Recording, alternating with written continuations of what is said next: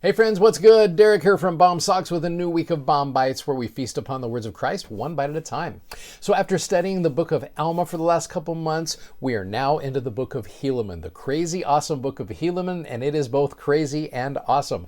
All you got to do is just get right to the heading of the book and you can kind of get an idea of what we're about to get into. It says it's an account of the Nephites, their wars and contentions and their dissensions. So right out the gate you can see this is going to be crazy. Chapter 1 verse 1, and now behold, it came to pass in the commencement of the 40th year of the reign of the judges over the people of Nephi, there began to be a serious difficulty among the people of Nephites. And this is an understatement. So we are one verse into this. You've got wars, contentions, dissensions, and difficulties. A great melodrama book, right? So I thought I would approach this in melodrama style. So I'm going to go through just chapter 1 with you here. You can feel free to boo, you can feel free to yay, you can feel free to show whatever emotion you want because this chapter is awesome and it is crazy. So first off, you get to verse number 2 where Pehorin dies. Yes, feel free to show emotion for that because this guy is awesome. We saw him at the end of the book of Alma, how he handled his interaction with an angry Moroni, and he was very Christ-like in his actions.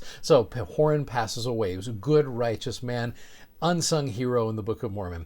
He has many sons, 3 of whom are Pehorin, Peankai, and Pecumeni, right? Sounds like a good Christian family, right? They named their kids the alliteration, and there's some great things.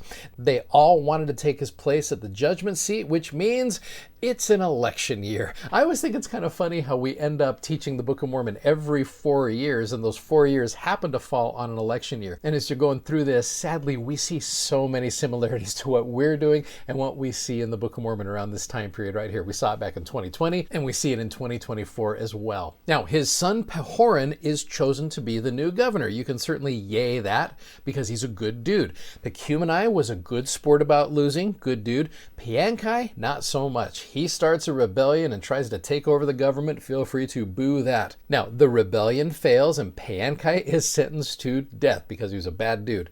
Those who supported Peankai send Kishkumen. Feel free to boo him all day long. Top 5 bad guys in the Book of Mormon. Horrible guy.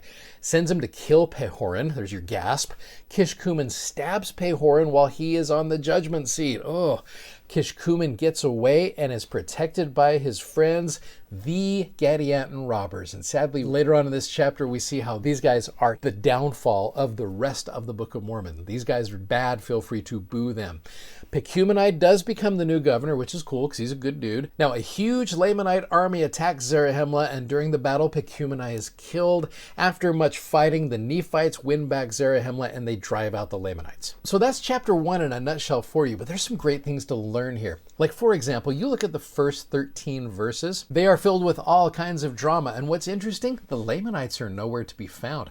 This is just the Nephites internally fighting with one another. And in verse number 14, the Lamanites come in and they attack Zarahemla. Zarahemla is the capital city. Historically speaking, as you've been reading the Book of Mormon and the Book of Alma, the Lamanites usually go after outlier cities. They rarely go after the main city. But because the Nephites are fighting among themselves, the Lamanites are easily able to go in and attack the main city. You know, you think about this, as the Lamanites saw the Nephites fighting among themselves, they really don't have to do a whole lot. I think that's the way it is with us as well. When we are internally struggling, whether we're fighting as families or whatever it is, sometimes Satan doesn't have to do a whole lot because we are doing a lot of the damage to ourselves, and that opens up the door for him. And this is what you see in this chapter. Now, as I gave you a quick little overview of this, I want to get into about verses 18 through 20, and there's a cool little principle here.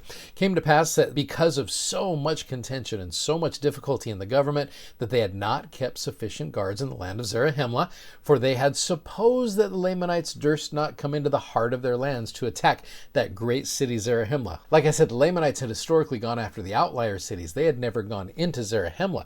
But it came to pass that Coriantumr, which is another bad dude, did march forth at the head of his numerous host, came upon the inhabitants of the city, and their march was with such exceedingly great speed that there was no time for the Nephites to gather together their armies. And Coriantumr comes goes in and slayed everyone that did oppose them, and that built up their confidence as well. Again, as they were fighting among themselves, they did not have time to adequately prepare, and so that gives the enemy the advantage. Again, no gospel principles there for you and I, right? Now, like I said, there was a horrible battle that took place, but eventually the Nephites were able to conquer the Lamanites, all because of Moroni's son, who was able to do some great things right here. Crazy chapter, but again, I hope that we can learn from their example and not just repeat their example in times of contention and dissension and warfare. Let's prepare ourselves properly by not fighting with one another, because that is what gives the enemy the power. Great little chapter right here with some wonderful principles, and I know it's true.